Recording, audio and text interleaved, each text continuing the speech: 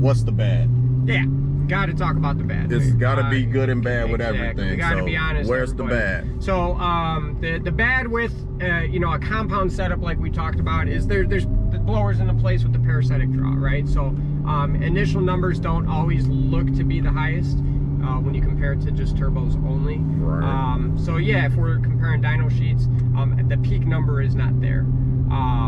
You know, and it's just that, like I said, you get the good with the bad with anything. Because if I were to take the blower off, I make more power, but the launch becomes the issue. You know what I mean? You know, the hardest part of any turbo car is building that boost, making it consistent on the launch, to where we, you know, especially with these Hellcats, we have these things dialed in to cut, you know, 3/60 foots easily, no matter what the track is like, just because of the amount of torque that they make. We normally have to pull power out of these things to get them to hook.